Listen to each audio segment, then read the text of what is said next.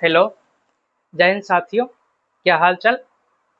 कल हम लोग बायोलॉजी की ब्रांचेस के बारे में पढ़े थे। आज हम अपने लोग क्या पढ़ेंगे, बायोलॉजी में सेल चैप्टर स्टार्ट करते हैं। ठीक है, ज़्यादा डीपली नहीं जाएंगे, मतलब एग्जाम के व्यू से सिर्फ पढ़ाई करेंगे। थोड़ा जो डीपली नॉलेज है वो भी बताते चलेंगे। जब हम लोग फाउंडेशन में एक अलग तरीका से जब पढ़ाएंगे, क्योंकि पूरा डीपली से तो अलग होगा। ठीक है, अभी बस जो एग्जाम आने वाला है उस एग्जाम के हिसाब को लेकर हम चलते हैं। ठीक है, चलिए आज की पढ़ाई होगा सेल को लेकर। ठीक है, सेल हिंदी में कहते हैं कोशिका। ठीक है, सेल हिंदी में क्या कहते हैं, कोशिका। सेल क्या है, सब लोग जानते होंगे कि सेल जब क्या है, structure and functional unit of living organisms, यानी कि सजीवों की सबसे छोटी इकाई, मतलब संरचनात्मक एवं क्रियात्मक इकाई है। ठीक है, तो सेल के बारे में फर्स्ट पॉइंट ये है, मतलब पहला पॉइंट क्या है, सजीवों की सजीवों की सबसे सजीवों की सबसे छोटी संरचनात्मक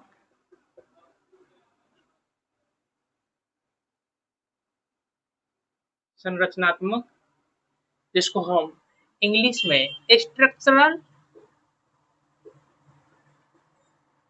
एवं क्रियात्मक क्रियात्मक फंक्शनल फंक्शनल इकाई कहते हैं। जितना हम अभी क्लास लेंगे सब क्लास एग्जाम के व्यू से काफी इम्पोर्टेंट रहेगी, इकाई है। ठीक है, कोशिका क्या हुआ, सजीवों की सबसे छोटी, आप साथ ही साथ लिखते चलिए, क्या है, संरचनात्मक स्ट्रक्चरल एंड क्रियात्मक फंक्शनल इकाई है। ठीक है, यहाँ तक ठीक है ना। चलिए हम जब जानते हैं, आप लोग क्या जानते हैं, सेल, सेल से टिश्यू, टिश्यू से ऑर्गन, ऑर्गन से ऑर्गन सिस्टम, ऑर्गन सिस्टम से ऑर्गेनिज्म परफॉर्म होता है। ठीक है, साथ ही साथ लिखते चलिए, जहाँ दिक्कत होगा तो वहाँ ऐसी दिक्कत तो ना होनी चाहिए। क्या होता है, सेल, सेल से बहुत सारा सेल मिलकर क्या बनाता है, टिश्यू। बहुत सारा टिश्यू आपस में मिलकर बनता है फिर ऑर्गन, ऑर्गन से ऑर्गन सिस्टम, ऑर्गन सिस्टम, फिर ऑर्गन सिस्टम से ऑर्गेनिज्म, बहुत सारा ऑर्गन सिस्टम मिल करके फिर ऑर्गेनिज्म तैयार करता है, ऑर्गेनिज्म। ठीक है, जैसे अपना हम लोग ही मान लेते हैं, अपन बॉडी में क्या बहुत सारा लाखों बिलियनों सेल है। वो सेल मिलकर के बहुत सारा टाइप्स का टिश्यू परफॉर्म करता है। जब हम लोग टिश्यू पढ़ाई करेंगे तो टाइप्स ऑफ टिश्यू के बारे में जानेंगे। टिश्यू परफॉर्म करता है, फिर टिश्यू मिलकर के ऑर्गन परफॉर्म करता है, जैसे लीवर परफॉर्म करना, किडनी परफॉर्म करना, किडनी बनाना। तो किडनी एक तो ऑर्गन है ना, लीवर एक ऑर्गन है। फिर ऑर्गन सिस्टम, ठीक है, ऑर्गन से जीआईटी, गैस्ट्रोइंटेस्टाइन ट्रैक्ट का मतलब एक सिस्टम, जीआईटी सिस्टम। इस तरह से फिर ऑर्गेनिज्म तैयार होता है, जिसको कहते हैं जीव, एक शरीर का मतलब सेल, मतलब हिंदी क्या होता है, कोशिका, कोशिका, उत्तक, फिर अंग, अंग से अंगतंत्र, अंगतंत्र और अंग तंत्र से शरीर का निर्माण होता है, या किसी को कहे जीव का होता है। ठीक है, यहाँ क्या हुआ कि मतलब सजीव में सबसे छोटी क्या हो गया, कोशिका। तो इसलिए कोशिका को यहाँ पर सजीवों की सबसे छोटी कहेंगे, सजीवों की सजीवों की सबसे छोटी इकाई। बोलिए भैया, सबसे छोटी इकाई, सबसे छोटी इकाई बोलेंगे ना, क्योंकि सेल से ही ना आगे बनाना, तो सेल तो सबसे छोटा हो गया ना। तो सजीवों की सबसे छोटा क्या हो गया, कोशिका। अब कोई पीछे से पूछ दिया कि निर्जीवों की सबसे छोटी क्या हो गया, तो निर्जीवों का सबसे छोटी क्या हो गया, वो हो गया एटम। जिस तरह एटम, एटम बहुत सारे एटम मिलकर बना है मॉलिक्यूल्स, मॉलिक्यूल्स से एलिमेंट पर फॉर्म होता है, यानी कि परमाणु, बहुत सारा परमाणु मिलकर बनाएगा अणु, और फिर बहुत सारा अणु मिलकर तत्व का निर्माण करता है। अभी तक टोटल कुल तत्व कितना है, अभी तक कुल तत्व कितना मिला है, 118। जब केमिस्ट्री हम क्लास लेंगे वहाँ पूरा एलिमेंट हम आप लोग के सामने में रखेंगे, ठीक है। यहाँ पर देखें तो एटम से मिलकर बना है मॉलिक्यूल्स, मॉलिक्यूल्स से एलिमेंट, फिर हम लोग एलिमेंट से क्या होता है, फिर आगे परफॉर्म होता है। यानी कि यहाँ पर निर्जीवों की सबसे छोटी इकाई कौन हो गया, एटम हो गया ना। अरे यार, निर्जीवों की सबसे छोटी इकाई क्या हो गया, निर्जीवों की सबसे छोटी इकाई की सबसे छोटी इकाई, सबसे छोटी इकाई, यहाँ तक क्लियर, यहाँ तक क्लियर, कोई दिक्कत तो नहीं है ना। निर्जीवों की सबसे छोटी इकाई परमाणु, और सजीवों की सबसे छोटी इकाई कौन हो गया, कोशिका। सजीवों की सबसे छोटी इकाई कोशिका, और निर्जीवों की सबसे छोटी इकाई परमाणु। चलिए यहाँ तक आप लिखें, जल्दी जल्दी लिखें।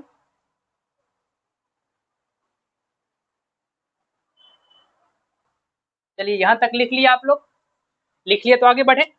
चलिए आगे बढ़ते हैं, आप लोग जब लिख लिए तो आगे बढ़ते हैं। अब कोशिका की खोज पर चलते हैं, ठीक है। कोशिका के खोज पे आप लोग को पता ही होगा, कोशिका के सर्वप्रथम खोज किसने की थे, रॉबर्ट हुक साहब ने। लेकिन रॉबर्ट हुक साहब जिस कोशिका की खोज की, वो कोशिका एक्चुअल कौन सा कोशिका, लिविंग था कि डेड था, डेड था, मृत कोशिका, है ना। चलिए कोशिका की खोज पे, खोज सर्वप्रथम, सबसे पहले सर्वप्रथम कब, 1665 ईस्वी में, 65 ईस्वी में सबसे पहले 1665 ईस्वी में रॉबर्ट हुक, रॉबर्ट हुक ने मृत कोशिका की खोज की, मृत कोशिका की खोज की,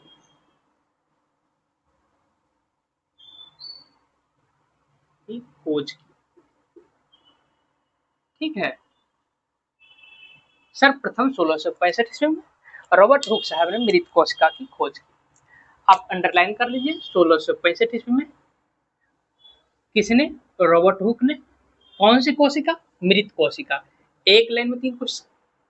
रॉबर्ट हुक का एक इंपोर्टेंट बुक है, बुक का नाम पता है आप लोग को, बुक का नाम है माइक्रोग्राफिया, माइक्रोग्राफिया। आप लोग अच्छे से नोट कीजिए, माइक्रोग्राफिया।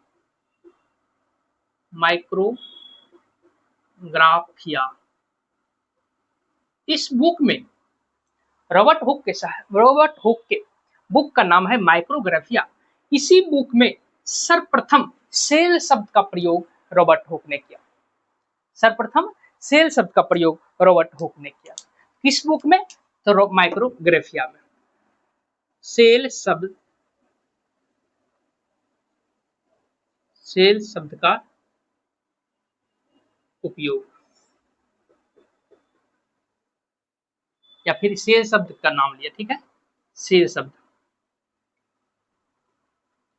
सर्वप्रथम सेल शब्द का यूज किया, यानी कि सेल शब्द, बस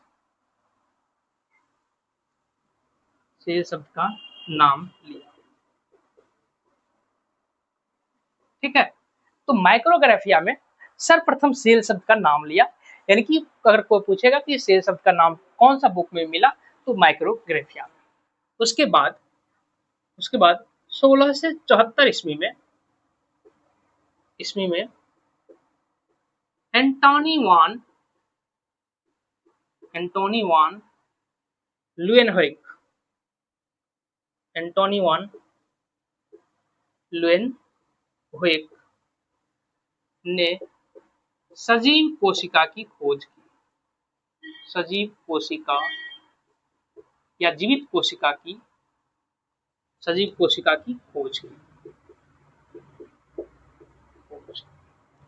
यानी कि उसके बाद 1674 ईस्वी में किसने, एंटोनी वान ल्यूएनहोइक, 1674 ईस्वी में एंटोनी वान ल्यूएनहोइक ने सजीव कोशिका की खोज की।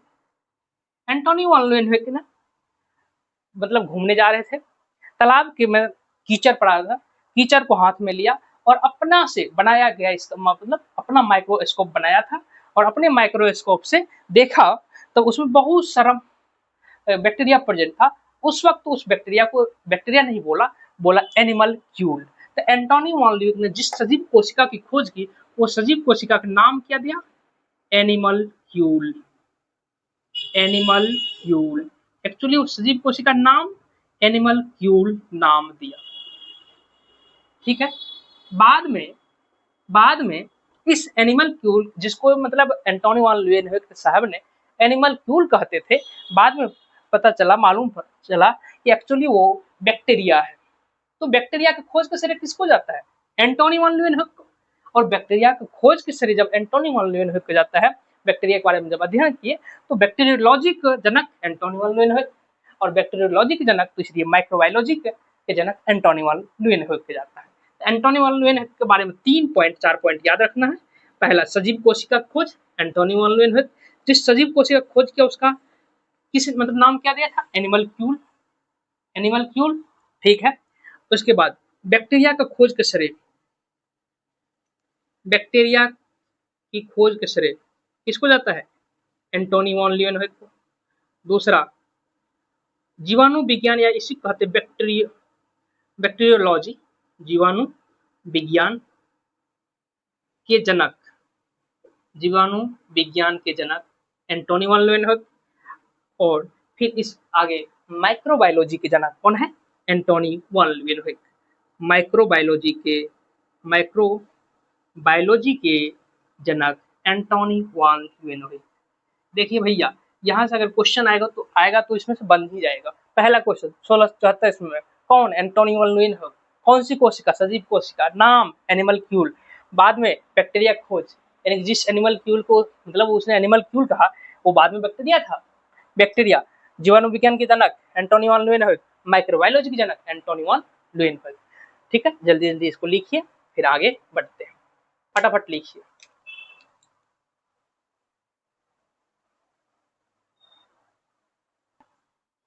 आप लोग लिख लिए, चलिए आगे बढ़ते हैं। कोशिका के अध्ययन को क्या कहते हैं, कोशिका के अध्ययन को क्या कहते हैं, कल ही बताए थे आप लोग को। कोशिका के अध्ययन को कोशिका विज्ञान कहते हैं। ठीक है, कोशिका के अध्ययन को कोशिका विज्ञान कहते हैं। तो आप लिख लीजिए, लिखना है तो कोशिका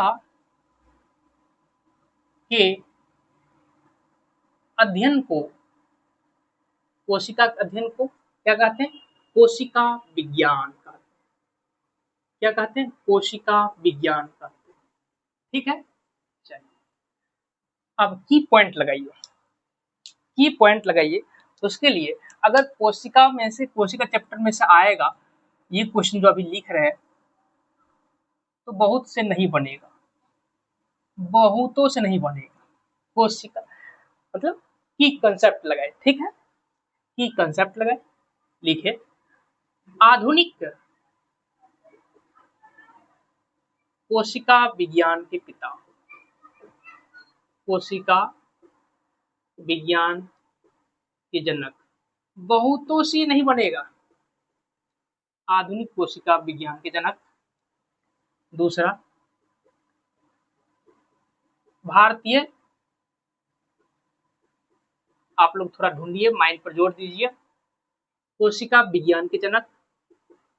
देखो, अगर आधुनिक कोशिका विज्ञान के जनक है तो भारत में तो होगा ही ना, भारत किसी से कम थोड़े है, नहीं है ना, कोशिका विज्ञान के जनक। तीसरा, कोशिकीय कोशिकीय एवं आणविक कोशिकीय, तब तक आप जल्दी ढूंढिए, ठीक है। कोशिकीय एवं आणविक जीव विज्ञान केंद्र कहाँ अवस्थित है? जीव विज्ञान केंद्र, कोशिकीय एवं आणविक जीव विज्ञान केंद्र कहाँ अवस्थित है? जिसको हम बोलते हैं CCMB, ठीक है। कहाँ अवस्थित है, कहाँ स्थित है, ठीक है। 3 क्वेश्चन है, काफी इंपोर्टेंट है, फटाफट लिखिए, आंसर लिखे। आधुनिक कोशिका विज्ञान के जनक कौन है? जल्दी बताइए। आधुनिक कोशिका विज्ञान के जनक कौन है? CP स्वानसन, CP स्वानसन। आधुनिक कोशिका विज्ञान के जनक सीपी स्वानसन। भारतीय कोशिका विज्ञान के जनक एपी शर्मा है, एपी शर्मा, एपी शर्मा। और ये कोशिकीय एवं आणविक जीव विज्ञान केंद्र कहाँ अवस्थित है? हैदराबाद, है ना इंपोर्टेंट क्वेश्चन, हैदराबाद, ठीक है। कहाँ है? हैदराबाद। सीपी स्वानसन आधुनिक कोशिका विज्ञान के जनक, भारतीय कोशिका विज्ञान के जनक एपी शर्मा, एंड ये हैदराबाद में स्थित है। तीनों काफी इंपोर्टेंट क्वेश्चन है, इंपोर्टेंट क्वेश्चन। चलिए आगे साफ करते हैं। आप लोग को पता है सबसे छोटी कोशिका, सबसे बड़ी कोशिका? फटाफट हम लिख रहे हैं, आप लोग बताते चलिए, ठीक है। चलिए चौथा नंबर, सबसे छोटी कोशिका, कोशिका, सबसे छोटी कोशिका, सबसे छोटी कोशिका कौन है? Mycoplasma, mycoplasma. बताइए ये बैक्टीरिया है कि नहीं? बैक्टीरिया है। इसी का दूसरा नाम, इसी का दूसरा नाम, और किसी कहते हैं पीपीएलओ। क्या बोलते हैं? पीपीएलओ। पीपीएलओ फुल फॉर्म लिखते हैं पीपीएलओ का, पिलियोरो निमोनिया, निमोनिया लाइक ऑर्गेनिजम्स, ठीक है। पिलियोरो निमोनिया लाइक ऑर्गेनिजम्स, इसमें 2-4 पॉइंट है, याद रखना। सबसे छोटी कोशिका माइकोप्लाज्मा, माइकोप्लाज्मा का दूसरा नाम पीपीएलओ, पीपीएलओ। कितना साइज होता है इसका? इसका साइज कितना होता है? 0.1 एंगस्ट्रॉन। आपको पता होनी चाहिए, 1 एंगस्ट्रॉन इक्वल टू कितना होता है? 10⁻10 मीटर। तो इसलिए अगर मीटर में देखा जाए तो कितना हो गया इसका? 1 × 10⁻11 मीटर में आ गया ना, ठीक है। प्लियूरो निमोनिया लाइक ऑर्गेनिजम्स, ये माइकोप्लाज्मा सेल वॉल अब्सेंट है, cell wall absent bacteria. Bacteria तो है, लेकिन बैक्टीरिया में कौन सा बैक्टीरिया है? क्योंकि इसमें सेल वॉल अब्सेंट है, सेल वॉल अब्सेंट बैक्टीरिया है, ठीक है। तो माइकोप्लाज्मा, दूसरा नाम पीपीएलओ, ठीक है। Size cell wall absent bacteria. चलिए यहाँ तक लिखिए फटाफट, 1-2 स्लाइड और बाकी है। चलिए सबसे छोटी कोशिका माइकोप्लाज्मा। आगे कौन है? सबसे बड़ी कोशिका के बारे में बताइए। सबसे बड़ी कोशिका, सबसे बड़ी कोशिका सबको पता होगा, शुतुरमुर्ग का अंडा, है ना, शुतुरमुर्ग का अंडा। कितना इसका? 15 सेंटीमीटर लेंथ होता है, length and 15 centimetre length and 13 centimetre wide होता है। 15 सेंटीमीटर लंबाई और 13 सेंटीमीटर चौड़ाई होता है, ठीक है। सबसे बड़ी कोशिका। उसके बाद सबसे लंबी कोशिका बताइए, सबसे लंबी कोशिका, लंबी कोशिका, सबसे लंबी कोशिका। लिखते चलिए, साथ में लिखते चलिए और सुनते भी चलिए। इसमें समझने वाली उतनी बात नहीं है। सबसे लंबी कोशिका तंत्रिका तंत्र, ठीक है, नर्वस सिस्टम, तंत्रिका तंत्रिका तंत्र, ठीक है, कितना मीटर तक? 1 मीटर तक, 1 मीटर तक, 1 मीटर तक लंबाई होती है, ठीक है। सबसे लंबी कोशिका तंत्रिका तंत्र, ठीक है, इसको लिखिए आप, लिखिए, आगे बढ़ते हैं। चलिए इसको साफ करते हैं। चलिए मनुष्य बताइए, मनुष्य में, मानव में सबसे लंबी कोशिका, सबसे लंबी कोशिका तो तंत्रिका तंत्र ही होगा, ठीक है।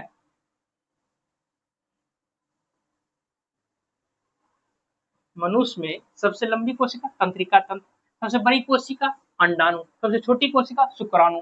बोलते चलिए साथ ही साथ, आपस में बोलते चलिए, अकेले हैं बैठे हैं, बोलते चलिए साथ। मानव में, मानव में, ठीक है, पहला सबसे बड़ी कोशिका, मानव में सबसे बड़ी कोशिका, ठीक है, और मानव में सबसे छोटी कोशिका, सबसे छोटी कोशिका। अभी बोले थे ना, मानव में सबसे बड़ी कोशिका कौन है जी? अंडाणु, और सबसे छोटी कोशिका शुक्राणु, और सबसे लंबी कोशिका, लंबी कोशिका, ठीक है। तो मानव में सबसे बड़ी कोशिका चतुर्मुख का अंडा कहिएगा, चतुर्मुख का अंडा कहाँ से आ गया जी? मानव में सबसे बड़ी कोशिका अंडाणु, अंडाणु यानी कि जिसको हम बोलते ओवम, और सबसे छोटी कोशिका शुक्राणु यानी कि स्पर्म, ठीक है, शुक्राणु, और सबसे लंबी कोशिका तंत्रिका तंत्र, तंत्रिका तंत्र, ठीक है, सबसे लंबी कोशिका तंत्रिका तंत्र, जिसको बोलते हैं नर्वस सिस्टम। छोड़ दीजिए, हिंदी रहने दीजिए, ठीक है। आगे क्या है? आगे नोट लगा के लिखिए, क्या? फ्लैटलेस, फ्लैट लेस बट रनिंग, मतलब फ्लैटलेस तो है लेकिन रनिंग करती है, ठीक है। तो और कहाँ प्रेजेंट है? पहला, जैसे अगर देखिएगा शुतुरमुर्ग कहाँ पाया जाता है? दूसरा में देखिएगा रीहा, रीहा ये कहाँ मिलेगा? तीसरा में चलिएगा इमू, जिसको हिंदी में लिखिए तो एमू, ये देखिए कहाँ मिलेगा, ठीक है। चौथा में कीवी, कीवी, कीवी, कीवी का फल है ना, ठीक है। शुतुरमुर्ग flightless bird running,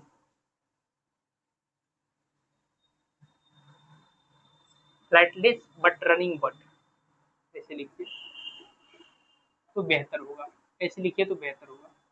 flightless bird running but यानी कि उड़ान विहीन तथा लेकिन, मतलब उड़ान विहीन लेकिन तीव्रगामी पक्षी।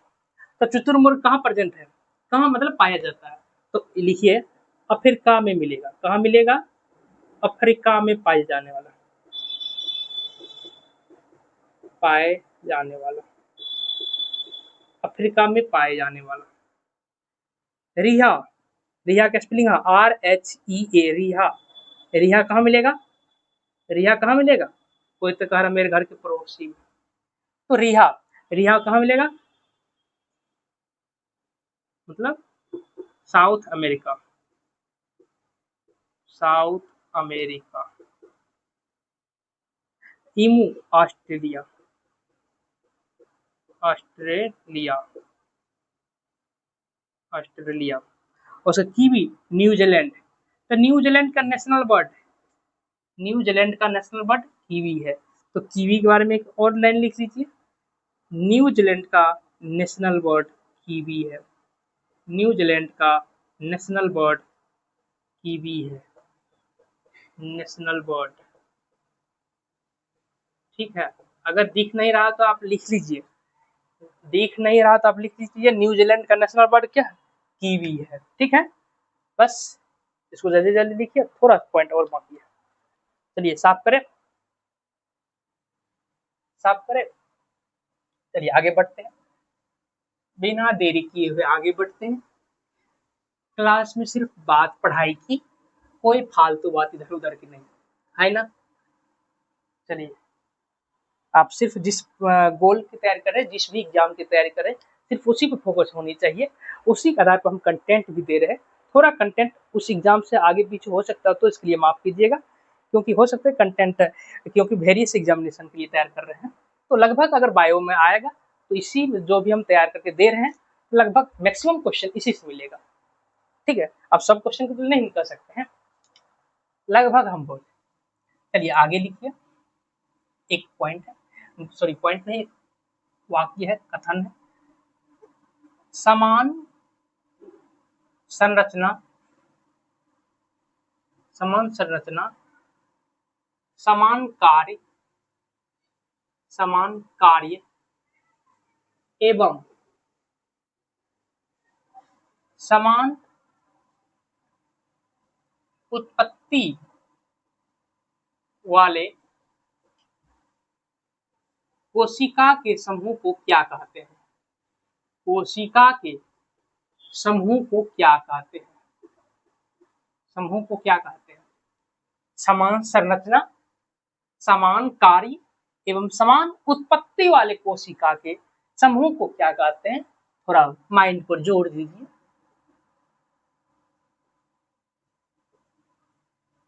ऐसे कार्य या समान, ऐसे कार्य, ऐसे समान कार्य लिखिए, ऐसे समान कार्य उत्तकों के समूह को क्या कहते हैं? उत्तकों के समूह को क्या कहते हैं? थोड़ा माइंड पर जोर दीजिए, लास्ट है। ठीक है, समान संरचना, समान कार्य एवं समान उत्पत्ति वाले कोशिका के समूह को उत्तक कहते हैं, जो कि हम टॉपिक के स्टार्टिंग में बताए थे। क्या कहते हैं? उत्तक कहते हैं। और दूसरा क्या है? ऐसे समान कार्य वाले उत्तकों के समूह को क्या कहते हैं? टिश्यू। टिश्यू तो उसी का नाम है, ऑर्गेन, जो कि हम जब शुरू किए थे उसी में बताए थे। ठीक है ना, cell, tissue, organ, organ system, organism.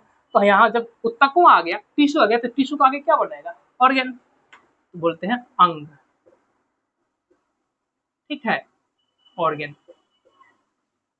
ठीक, चलिए आज की क्लास के लिए इतना ही, फिर मिलते हैं नेक्स्ट क्लास में, कल मिलते हैं। सब दिन ऐसे ही इम्पोर्टेंट लेकर आएंगे। आज जहाँ तक पढ़ाए इससे आगे कल फिर लेकर आएंगे। आप तब तक कंटिन्यूटी बनाए रखिए, पढ़ाई करते रहिए और जारी अपने एग्जाम पर दीजिए। ठीक है, इधर उधर भटकने की कोशिश ना किया जाए। और साथ ही ये सब जितना भी मैंने लेक्चर लिया, इसका पीडीएफ आपको मिल जाएगा डिस्क्रिप्शन लिंक में, वहाँ दिया रहेगा, या फिर टेलीग्राम लिंक पर। ठीक है ना, तो मिलते हैं फिर कल, तब तक के लिए पढ़ाई करते रहिए। चलिए, थैंक यू।